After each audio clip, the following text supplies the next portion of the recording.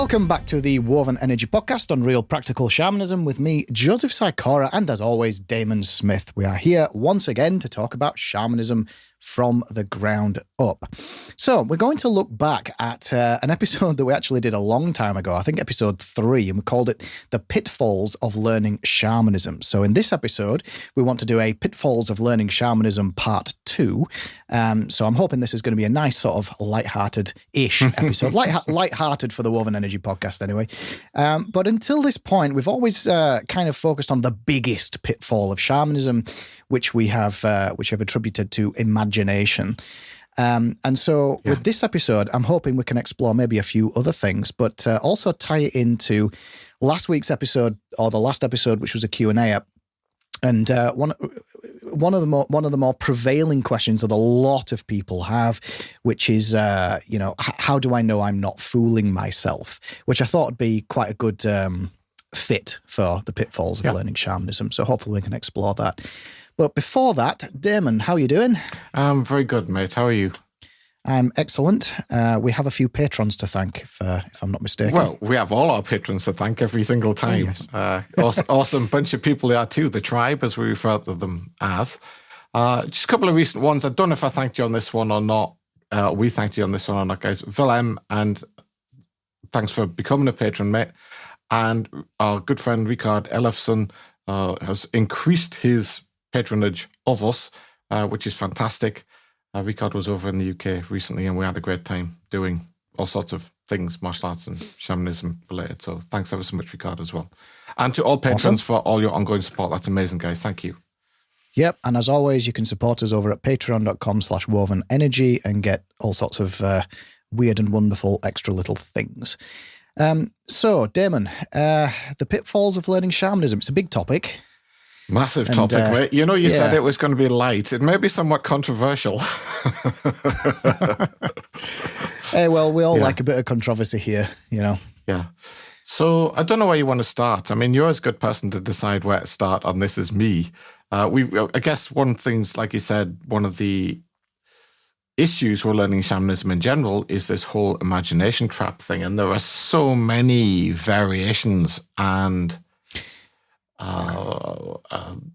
permutations of that when you start talking about other pitfalls of shamanism, very often they're linked into the imagination trap. You know, they're kind of extensions of it or twists on it or that type of thing.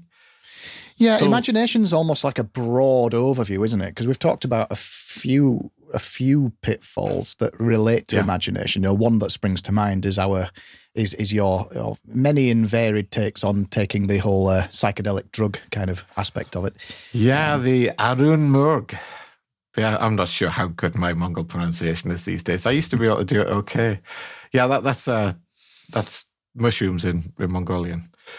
The issue there is there's a concept. During the Amabella days, we had this, do you remember? We had this concept of cultural baggage, which is presuppositions or ideas that are built into culture. Check out the Heretics podcast if you want to know more. That are taken as read by people. They're never questioned. The people just sort of accept that this is the way it is. Or they are cultural ideas about something that are very far away from the actual reality of that something. And then there are things like psychoactive substances, psilocybin, hallucinogenic mushrooms, if you like, Arun Murg. They are perceived by our culture, and by our culture I mean, you know, the culture that's come down for us from Plato and Aristotle and the Christian tradition and all this kind of stuff. They are perceived as spiritual related. They are perceived as part of a certain kind of spiritual lifestyle that is entwined with popular culture in modern times. You know, in the 60s and the 70s, there was a development of popular culture that, I don't know what you would call it. as soon as you start calling it things, you sort of narrow it down, and it's much broader than this. But the hippie movement, the flower power movement, all this kind of stuff, all you need is love, all that kind of thing, along with the sort of archaic revival stuff that you got going on in the 90s, those things are, in some ways, they're positive developments, All you need is love in some ways, and the archaic revival was awesome. I was there. I was part of it. I really enjoyed it. But on the other hand, it got nothing to do with shamanism, or very, very little to do with shamanism. And actually, when I said this was going to be controversial, it's actually got relatively little to do with animism either. The way that these things are perceived is that I am a person, thinking, or not thinking, but just describing the background of a person with it that's bought into that whole cultural miasma. I am a person who's somewhat different from the rest of society. I'm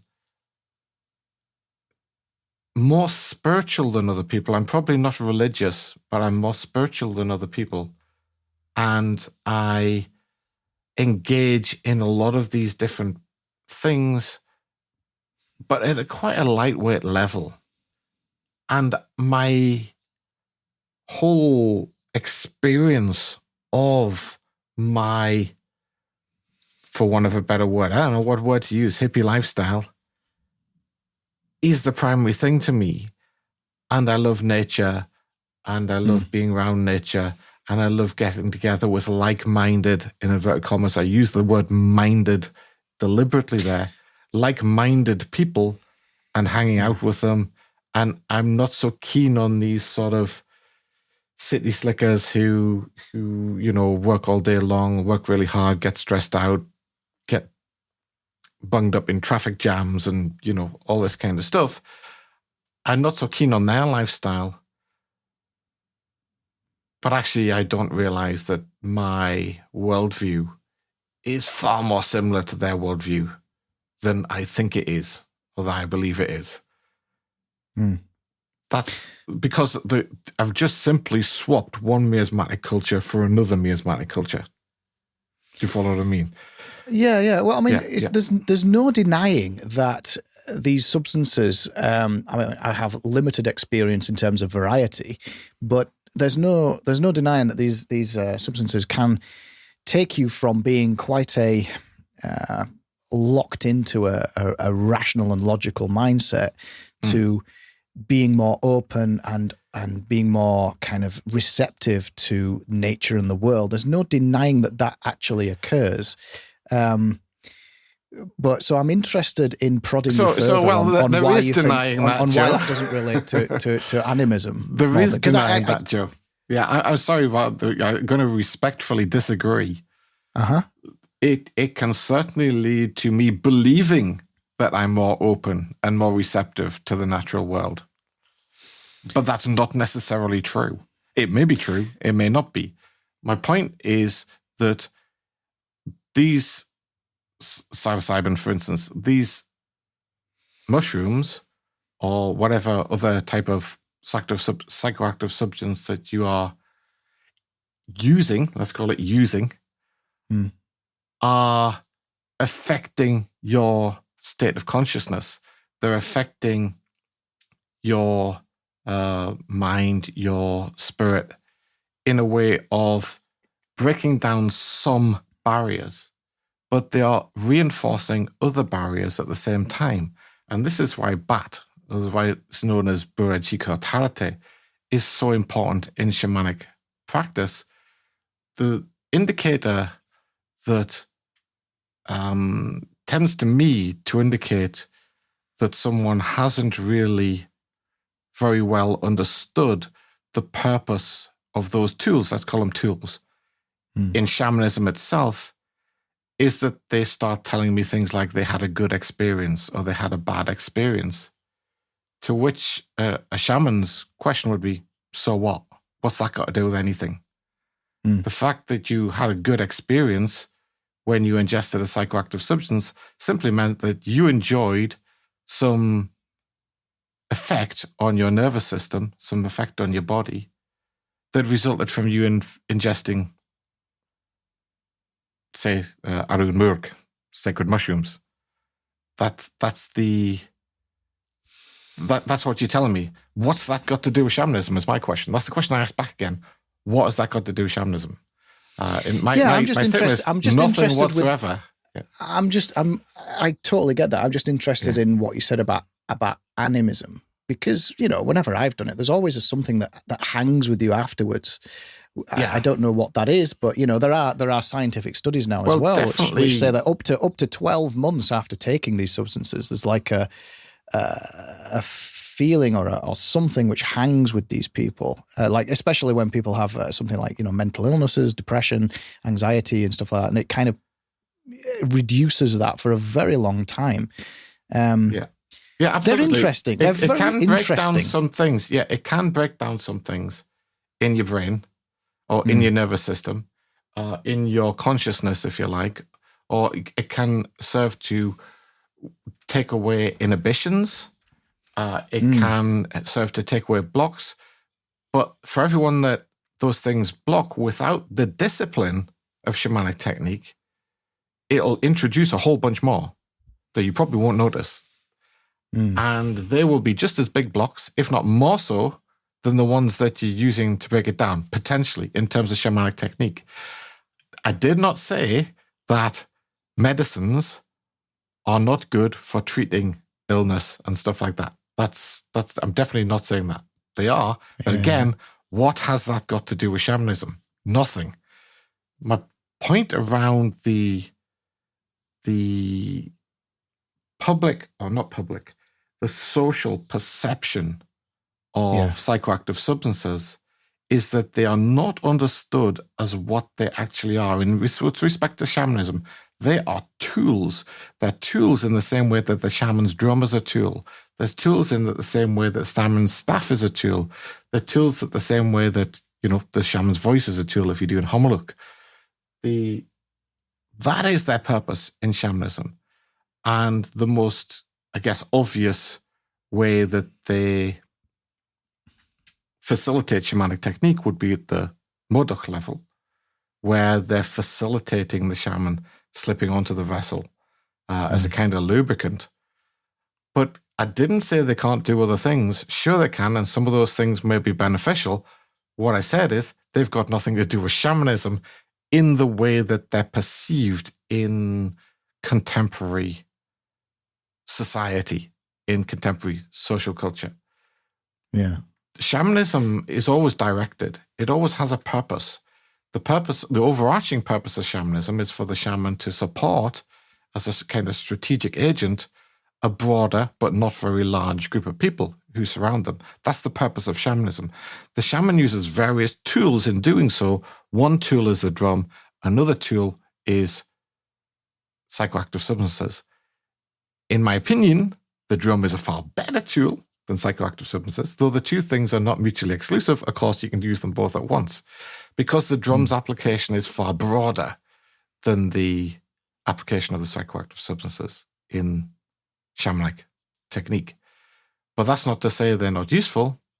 Like I said, I think they're to me, I would first of all make the statement that there is no shamanic technique that you can't do without them. And the second statement would be that they are useful potentially if you're in a hurry. Yeah, if you need to get into an altered state of consciousness in a hurry and you have sufficient bat to support that, and I'm talking about Titanic bat here. Incidentally, if you don't know what bat is, please go back to our earlier episodes, all the way back to episode 1, please. Episodes 7, 8, and 9. If your bat is not Titanic, they're only going to help you speed up proceedings. If there's an emergency, you need to do some shamanic technique in an emergency. In a hurry, they can speed up proceedings, but you need better bat than a person who's going to do that technique without them, not worse bat. And it seems to me that from what I've seen in general is that most of the people who like to talk to me about these things have dreadfully poor bat. Because not of all the universally. extra baggage that those substances bring along with them. It's like a small portion of what they do is relevant, but yet they bring in so much more Exactly, that's baggage it. And that they introduce you huge have to get confusion. rid of. They introduce huge Yeah. confusion, and they introduce amplification of aspects of the miasma. And this is what I'm talking about when we talk about chelicity. We're talking about getting rid of the miasma. We're not talking about replacing one miasma with another one. You know, I saw something recently. What was it? Do you want to become, it was a course or something. Do you want to become a shining soul warrior of the something spirit or something? I don't know what it was. You know, meaningless words also are strung together in a random order. I think we talked about Kindred Spirit magazine at one point in time or another, you know. I'm really spiritual because I'm into all this kind of stuff. Well, you might be and you might not be. You might be wearing a suit and tie, and you might be look like one of those guys, you know, queuing up to get 3 hours to get into London on a bad day. That the people who don't think that lifestyle's a very good one are looking at you in your car thinking, that guy's an idiot. There's a possibility that guy's far better at shamanic technique than you are when you're thinking that. There's a possibility. It's unlikely, but there's a possibility. Because you cannot tell from what somebody looks like, how they're dressed, what their appearances are, any of that kind of stuff. You cannot tell their ability in shamanism or their level of progression in shamanism. What That's they funny, look like that is irrelevant. That applies to you, doesn't it? I was going to suggest an episode. You know, is Damon a shaman? Because you don't dress like a shaman, you don't look like a shaman. You know, all this kind of the cultural idea of what a shaman is. You know, you kind of like the antithesis of every single one of them. I've got the shaman's jogging pants and the shaman's t-shirt, right? Well, you've got the drum on the wall as well, haven't you? Yeah, but the drum's a tool. You know, it's a useful tool, and so are psychoactive substances. They're tools that can be used by, let me say it, very advanced shamans to facilitate certain parts of shamanic technique. Their application is always specialized. If you look at shamanic technique around the world, in animistic cultures, the application of these things is generally specialized. But there are cultures mixed in with that people think are shamanic that use them in a more recreational kind of way. That they're not using them as a tool, because in terms of human development, in terms of human history, that aspect of our society happened a lot earlier than people think it did. And so we're talking about shamanism being the core strategic aspect of our existence through millions of years of our evolution while we were hunter-gatherers. That part of our development. As soon as we became pastoralists, we didn't have to invent agriculture yet, we just started keeping animals, then the opportunity for wealth and power and privilege in society then exists. I've got more goats than you. I'm wealthier than you. I can use that as leverage over you. Now we've got a society in which we have a confusion in terms of strategic direction. Are we taking direction from the shamans? Are we taking ultimately that's saying, are we taking direction from nature?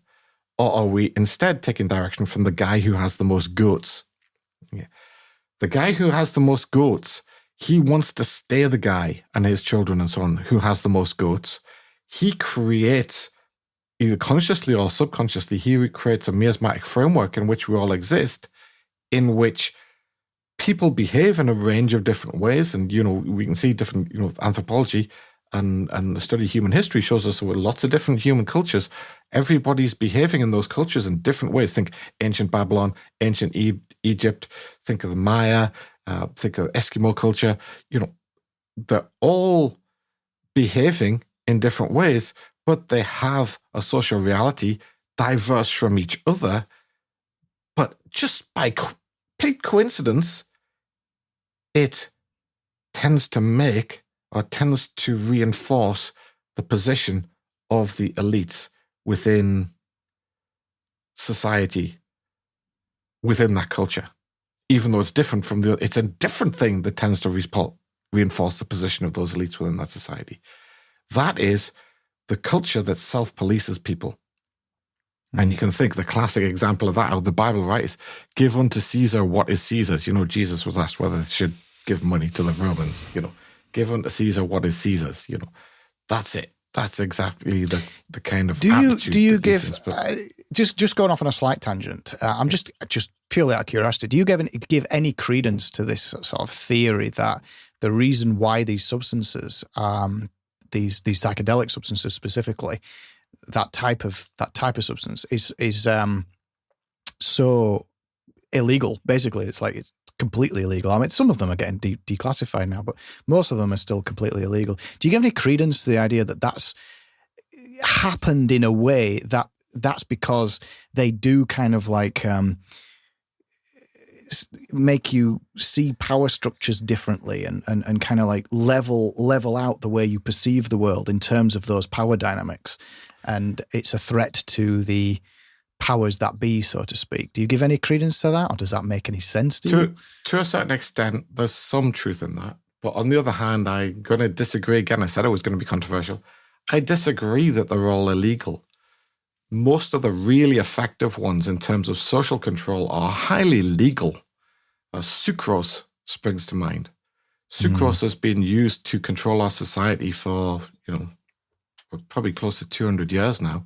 Certainly well over 100 years. And alcohol, of course, is legal in many countries. There are lots and lots of caffeine, nicotine. There are lots and lots of psychoactive substances that have effects on the body and on the spirit and on the nervous system that are perfectly legal and form part and have been used to form part of our command and control miasma, if you like, within our various societies. And there are other societies where ones that are illegal here were legal there or are legal there, and they form part of the way in which they get people to self-police themselves within those societies. But one thing I do give credence to, which I think is in terms of how shamans use these substances, I think there's definitely something in the notion of parallel evolution over a very long period of time. So when I say this, the notion of parallel evolution between psychoactive mushrooms, for instance, and human beings, I'm talking about that enormous period of time of millions of years during which we were hunter-gatherers only, and we weren't doing these society things. We were just doing that subsistence level. It's a bit unfair to call it subsistence level existence, isn't it? Incidentally, I probably shouldn't have used the Eskimo as an example earlier on, so I'll just correct that. That we could use that as a modern example, but that's very recent. Yeah, Inuit is one of the cultures that kept hunter-gatherer society going for the longest, so it's very unfair for me to single those guys out. So apologies for that. But in modern times, yes, they have adopted a miasma that helps them self-police. But that's very modern times. But the key point with this stuff is, what is the substance being used for? Sucrose, to my knowledge, is being used in not very many ways as to get helpful strategic information from nature as a tool to facilitate the derivation of helpful strategic information from nature for the benefit of human beings. I don't see sucrose being used like that, despite the fact that it's a psychoactive substance, that it's a substance that has an enormous bearing. That state that you always talk about. In my opinion, sucrose is a massive part of that. The reinforcement of social norms through the drugs that we all take, like sucrose, caffeine, and so on. Caffeine pretty much powered the Industrial Revolution in the UK, at least the start of the Industrial Revolution here. Tea was the main driver for that. It was caffeine. It was powered. The social change going on within that revolution was driven to a large extent by caffeine. Would people have behaved in a way that would give rise to these enormously rich and powerful families in the UK who went on to build these enormous, country houses that people think are ancient and stuff, and these ancient families? Most of those things were built by people who made vast sums of wealth during the Industrial Revolution. They made themselves sort of a nouveau riche within our country, caffeine drove that. So did sucrose. Not just as part of the economy, but part of the psychology of how you control people in order to get them. The people without money didn't build those houses, those enormous mansions themselves, did they? They had to get people who were controlled through a miasmatic structure in which they were the upper class and these people were the working or lower class, even serfs, if you go back far enough in time. And those people were controlled partly by the societally sponsored psychoactive substances that were and are still in use. Having said that, there are other ones like opium that are now illegal that were completely legal during those days. And the overarching effect was to, think of the Victorian era, the overarching effect was to keep society in line, was to keep us away from nature. And you can see that, for instance, in the Sherlock Holmes story. Sherlock Holmes, the great detective, is taking opium because it frees his mind and it enables him to be a better detective because he's more open, like a shaman, to the influences and these small clues that he picked up on. That's the idea within society. Is that based on the reality of what opium does? No, this is what I was going to go on and say. That's what I was going to go on and say. It's fiction. It's great fiction. Arthur Conan Doyle, isn't it? It's fantastic fiction, but it's fiction. But you could imagine, though, if you replaced opium with psilocybin mushrooms, then it could lend itself more credibly to that idea. Because no, if you replaced it first and foremost with huge amounts of bat, toshaltine, and guchach, and you added as a minor, relatively unimportant bit, if bat, toshaltine, and guchach was 90% of the solution, you get another 10% so that you can, what was the baddie called? Moriarty or something? So you can fight the baddie more quickly and do things more quickly. Psilocybin mushrooms as that additional 10% on top of the really important bat, toshaltine, and guchach, then yes, then it's credible. But by itself, no way. Yeah. Okay, so that is number one.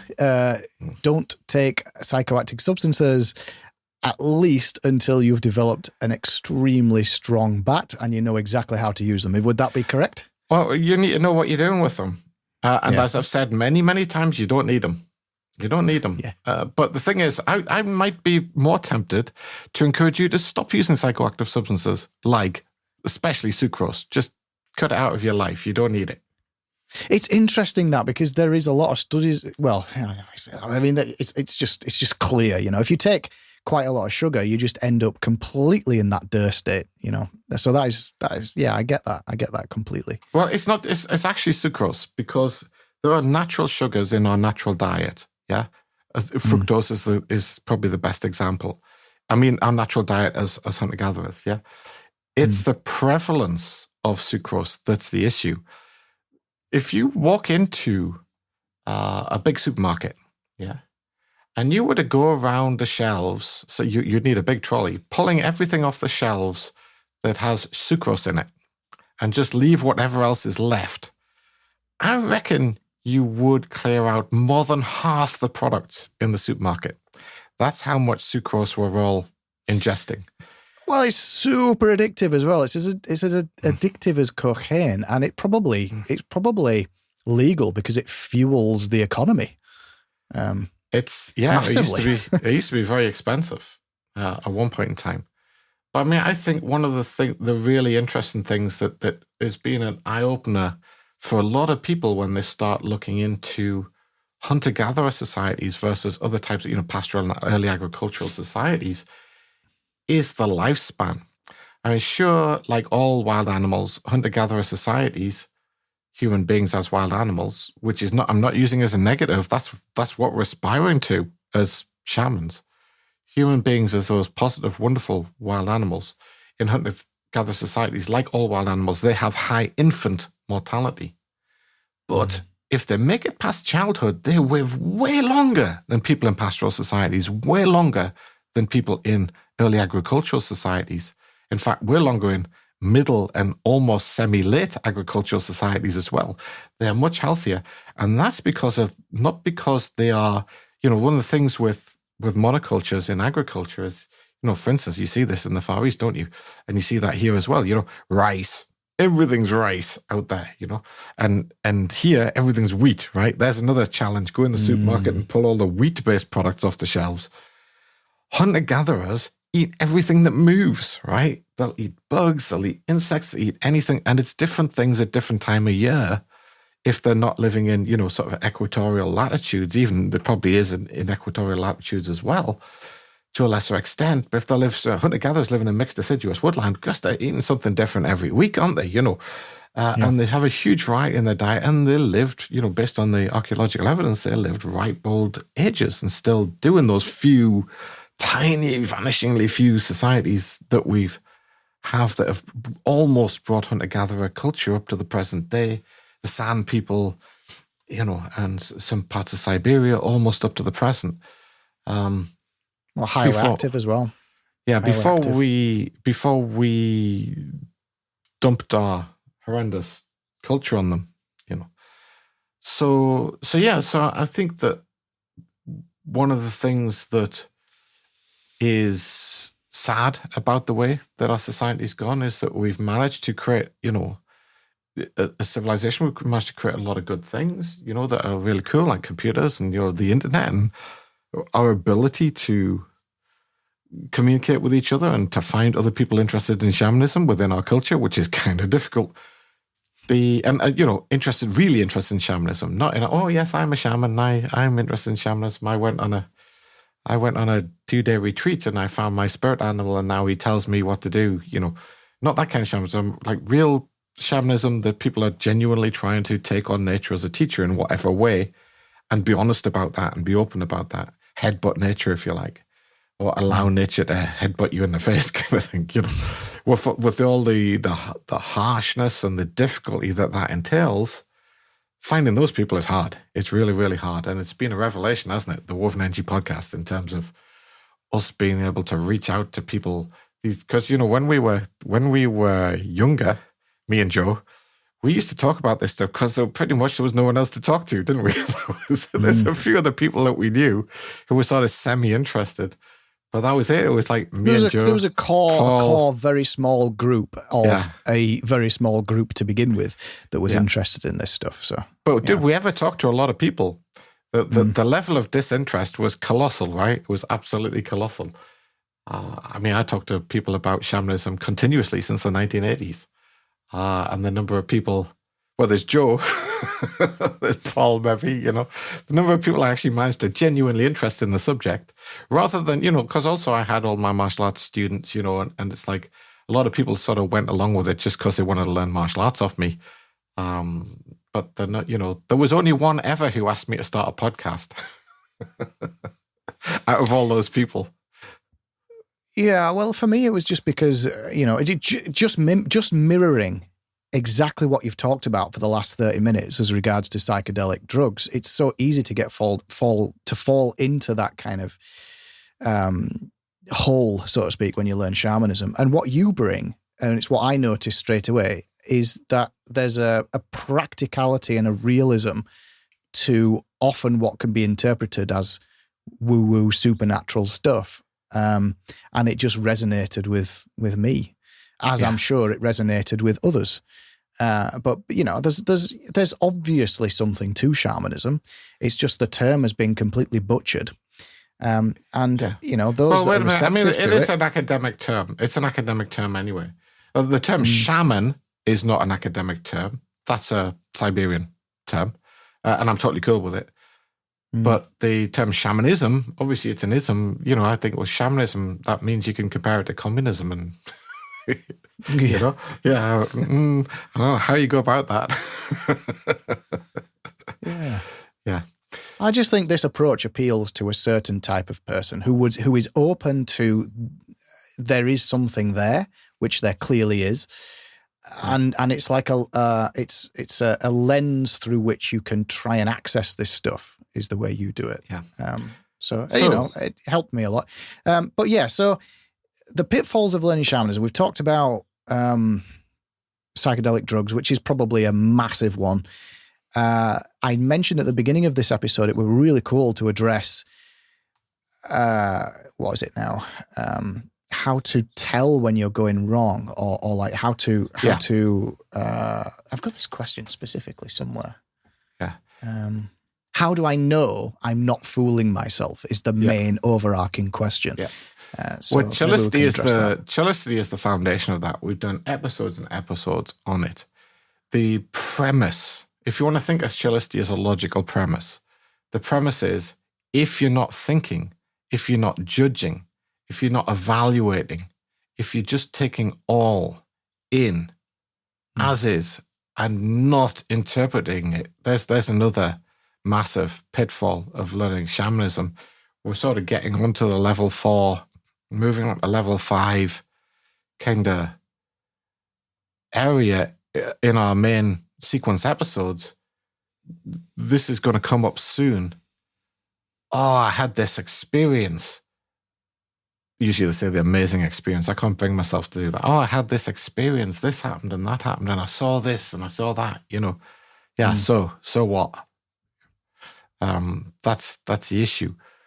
The distractions are big. And that's another pitfall, is that as soon as I say it's an amazing experience, as soon as I say I saw this and it must have meant that, or I felt like this, or I felt like something, or there was, here's another controversial one, barriers to shamanism, intuition. Intuition is one of the biggest barriers to becoming a shaman. Sawun in Mongol. The idea that, again, as part of that sort of pseudo-animistic lifestyle, I don't want to be too critical because I like hippie kind of people. I tend to get on with them, and they tend to be nice people. So it's not like I'm trying to be mean or pick on them or anything like that, But that, a lot of people have told me how they're intuitive and they always trust their intuition. And they're not distinguishing between intuition based on non-evaluation of sensory information derived from nature on the one hand. Cool, intuition, nothing wrong with that. Hardly anybody's got that. And the other intuition, which is based on their life experience, dreadful, because their life experience is a long chain of miasma of one type or another. And even if they've had a sort of rebirth experience, even if they've had, become a born-again Christian or become a born-again spiritual person. My grandparents' generation, for instance, were very spiritual, but they came to that through choice in later life, at least the men were. My parents' generation were very anti-spirituality, atheistic, if you like. And then back to me, you can see that I'm maybe a reversion. I was brought up as an atheist. And now people perceive me as being into shamanism and religious things and spirituality and all that kind of stuff. That's potentially me buying into another, swapping one miasma for another, the whole atheist miasma for the spiritualist miasma, if you like. But the point is, those things people have, if you look in dictionaries, what is shamanism? It's a belief that there are spirits in rocks and trees and stuff. No, it's not. I'm sorry, but it's just not. That's wrong. Even if it's in the Oxford English Dictionary, the dictionary is wrong. I've worked at Oxford. How dare you, Damon? I feel qualified to tell them they're wrong on this point. Shamanism has nothing to do with believing. Yeah, in some ways. Well, people get animism and shamanism mixed up as well all the time, don't they? Yeah, but animism's got nothing to do with believing either. My point is that as soon as you start believing things, your chillicity collapses. And it's more about learning how not to believe things, learning how not to use that kind of intuition that's based on your life experience, in your socially conditioned life experience. So what's Damon's Oxford Dictionary definition of shamanism? Shamanism is a set of techniques that are used by spiritual specialists within animistic communities in order to gain strategically advantageous information directly from nature that is of benefit to the community of which they're a part. Brilliant. That's and shamanism. what's your definition of animism? My definition of animism is somebody who reveres nature. Is an animist. Yeah. I remember Somebody you who went lives into and reveres levels nature. of animism. I remember in one of the episodes previously, you talked at length about how there's three kind of levels to what animism is, and right at the core of animism is like embedding yourself in the ecological niche of being a human being. A natural human being. What would the ecological niche be if you were a natural human being in a natural environment? That at its core is animism, just like the tiger or the lion that sits there waiting for its prey, just embedded in the niche. Yeah. And we know, I mean, Terence McKenna went into this in detail in his book, Food of the Gods, and some of his other work. We know what that niche is. That niche is the one we practice for millions of years. It's hunter-gatherer society. That's our niche. The thing is that we haven't evolved that much since then in terms of our physicality. We're all probably a bit more overweight than those guys, because of our sucrose addiction. And wheat addiction and rice addiction. We're not as fit as those guys. We don't eat as healthy a diet as those guys. I know that I don't eat as healthy a diet, even though I can go to the supermarket and potentially choose whatever I want to eat. I still don't eat as healthy a diet as those guys. It's not through want of trying. It's just through want of, you get distracted by stuff. Maybe I should try harder. Maybe I should create the woven energy diet and just go and do some anthropological research on what those guys are eating, see if I can get myself some bugs to eat and stuff like that, Yeah. But the issue is you can get them out of fishing tackle shops and stuff like that, the mealworms and all that kind of stuff, high in protein. And things like that would also solve a lot of the world's food problems if people would start eating them. The point is that we have these ways of encapsulating what we are. And so how do you know if you're getting on with your shamanism? You know if you're getting on with your shamanism when you sink into a state of chillicity and you are taking it all in, taking all the stuff within nature into you, and you're not judging it, and you're not believing things about it, and you're not trying to make sense of it, and you're not trying to interpret it, you're not trying to rationalize it in some way. You're just taking it all in equally. So everything that's coming to you. Yeah. Let's get a little bit more granular. Let's say we are in we're practicing a specific stage of shamanism. Let's say, for instance, stage 2 or level 2. And we know that when you start introducing new elements to the technique, there's a bringing forth of the rational and the logical as you get used to them before they become part of you. So in that particular, so you're bringing in that sort of baseline element in. So in that, would it be the case that in that baseline stage, when you're learning a new technique, that's when the imagination can come in, or that's when you can start thinking like, oh, I had this experience, I had that experience. What does this mean? What does that mean? But really, it's about when you're getting somewhere with that technique would be when that stuff disappears, maybe? I'm trying to get granular into actual... That's absolutely right. That's absolutely right. I mean, tonglug, another Mongol term. Yeah, tonglug is what you're looking for everything in your shamanic technique. Do you understand? When you go into that trough, we call it a trough, right? You start learning a new technique, or, if you depends what you mean by technique, doesn't it? But, if say you do spirit dance, which is what I do, you introduce some new energy dynamics into your spirit dance that you haven't used before. Maybe you've been poring over the book of changes and you think, maybe I want to introduce this thing. Let's see how this goes. Yeah. That pushes you straight in the trough. You've never done it before. You've never tried it before. Or maybe you've been watching some wildlife videos and you say, oh, wow, that heron did this. I want to do that. Yeah. I want to do this energy change. I want to do that energy change. You've never done it before. That pushes you into the trough. And that's okay. And it's okay to use baseline technique to analyze it. But the purpose is to get you out of that trough. The purpose is to get back to tonglug.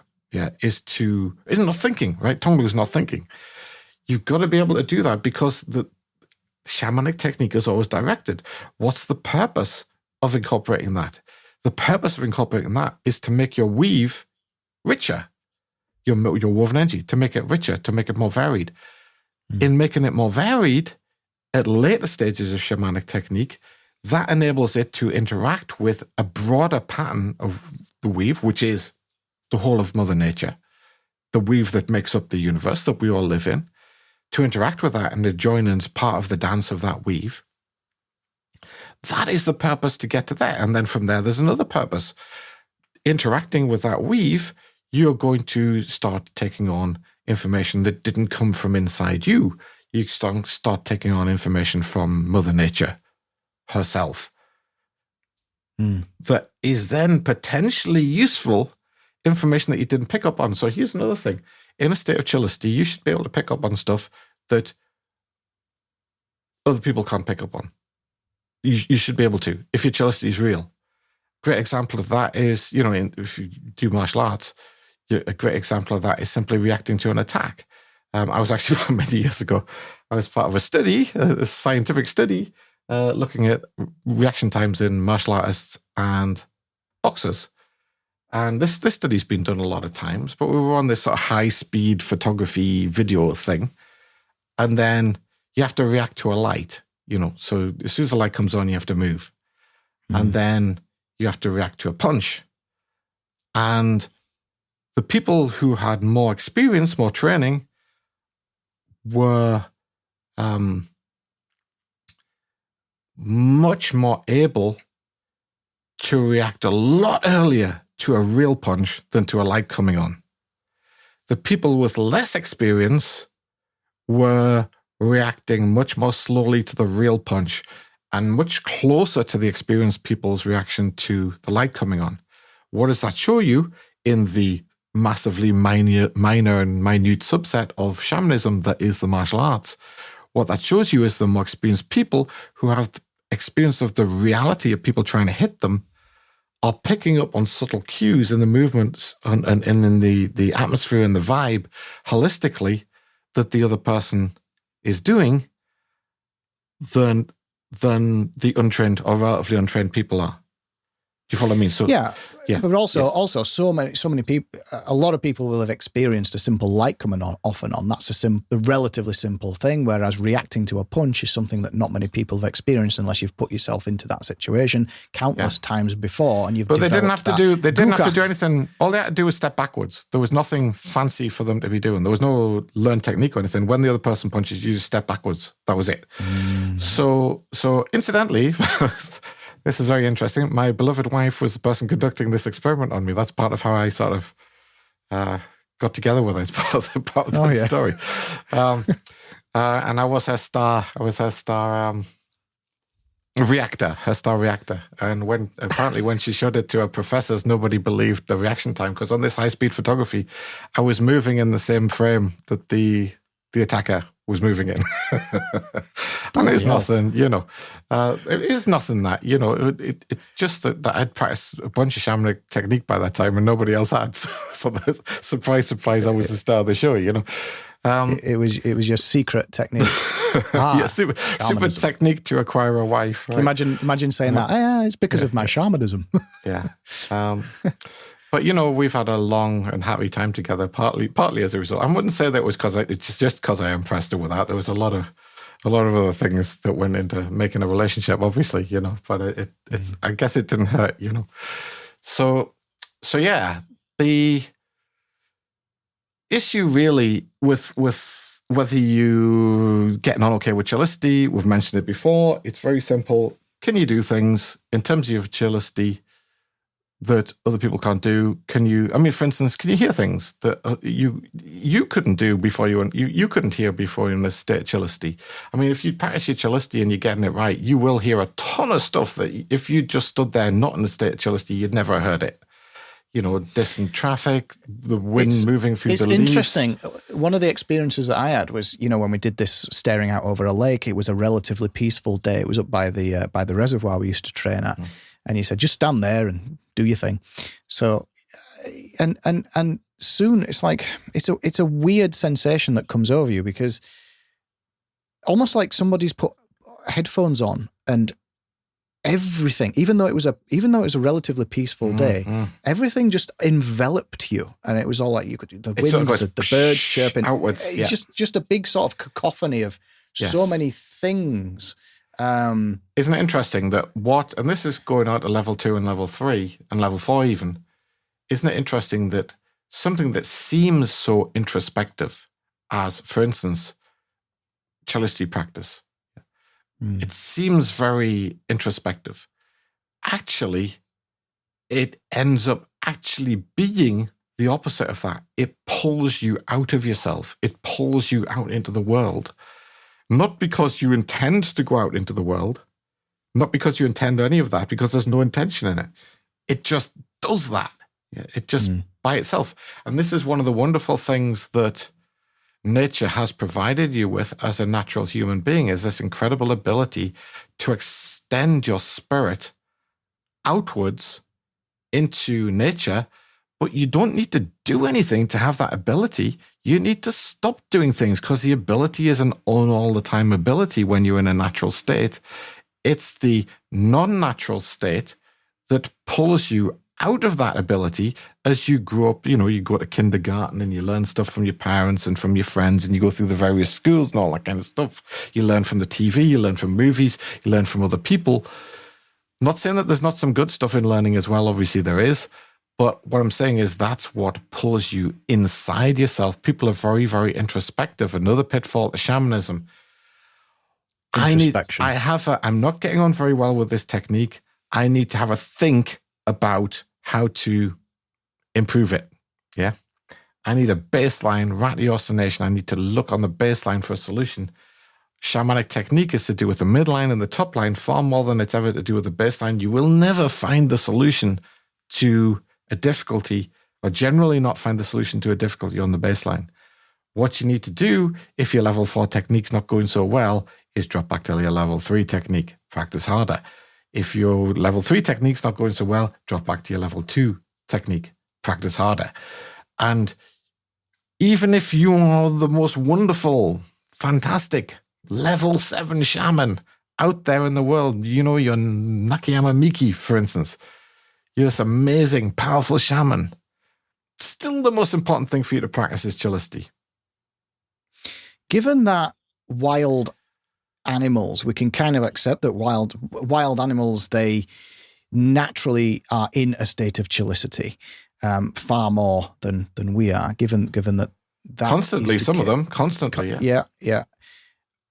And given that we are animals at the end of the day, would you say that the natural state for human beings to be in is a state of cellicity, as opposed to what we are now, most of us, which is that baseline heavy, logical, rational mindset.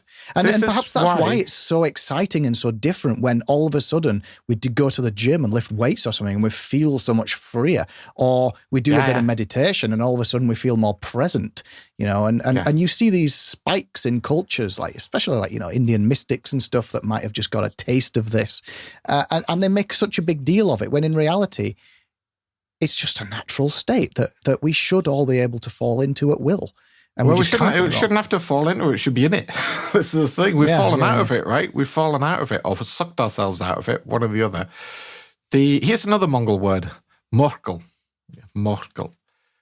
Morkel is the innate tendency of civilized human beings to create structures, to create rituals, we do it to religion all the time, right?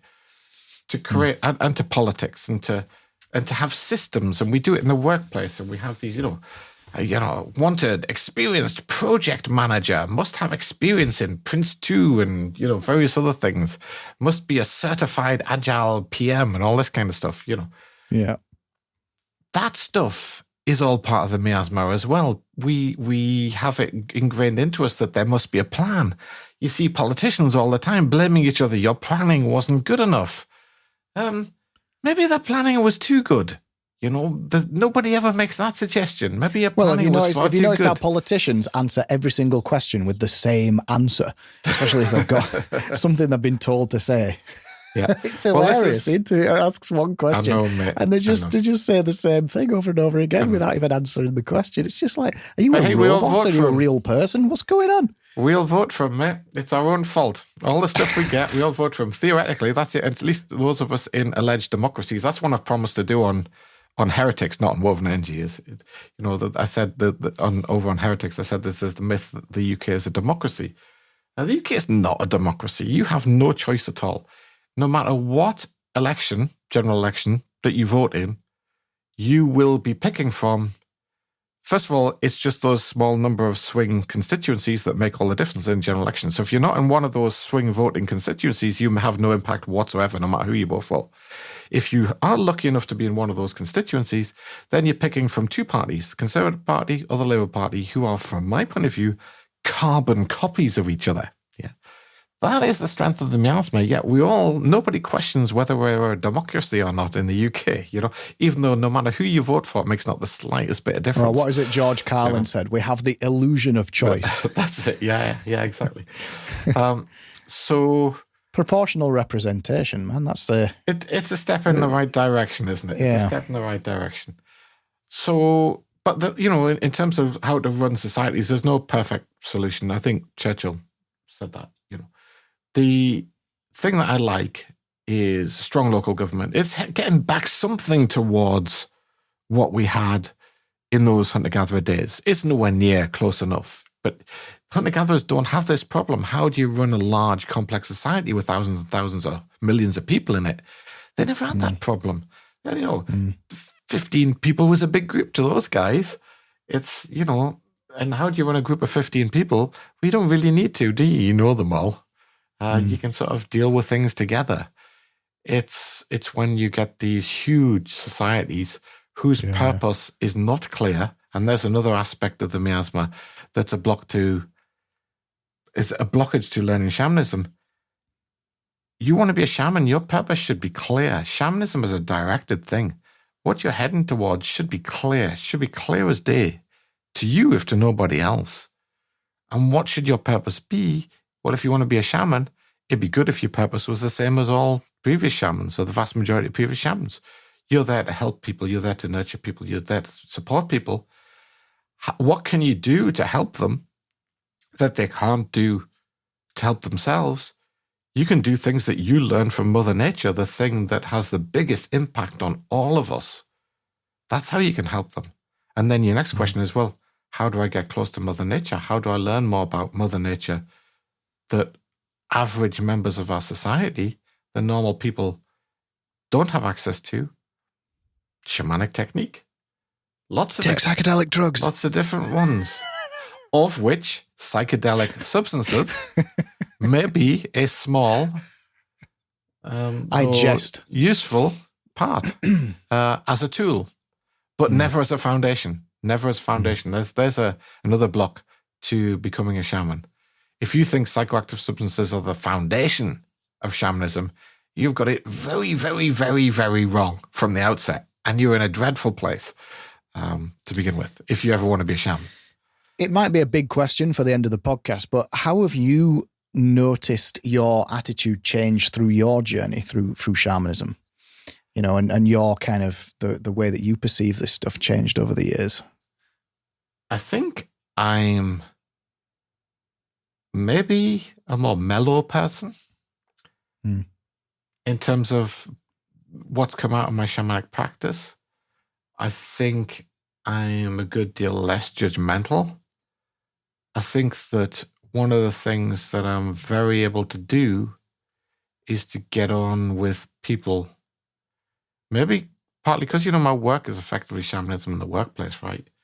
I'm able to get on with people who, prior to studying this stuff, prior to practicing this stuff, I would not have got on with. Not in a million years. It takes lots of different kind of people to make a world. And also, I think that in terms of how I can help people, I feel more able to do that than I once did. I once, partly thanks to you and others, Paul and various other people who've been influential in my life, Kato Sensei not the least, and my other teachers, Sifuran, and the list goes on. I feel like I'm not as depressed about the prospects of me being able to help people with my shamanism as I once was. When we first discussed this idea all those years ago now of doing this podcast, one of the reasons why I said it was a bad idea was my natural assumption was I would get the same response from people online that I've got from people in person, which a best way to describe it is extreme levels of disinterest when the subject of shamanism comes along, even to the extent that you bring up the subject and people keep talking about the old subject as if you've not actually said anything at all. I used to experience that a lot.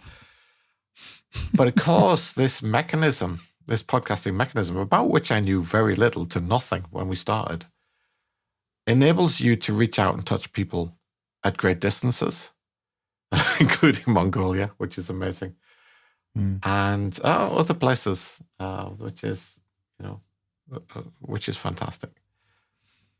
And having made those sort of connections through it, I feel a lot better about it than when we started. And what I will say, Joe was right about this podcast, and I was wrong.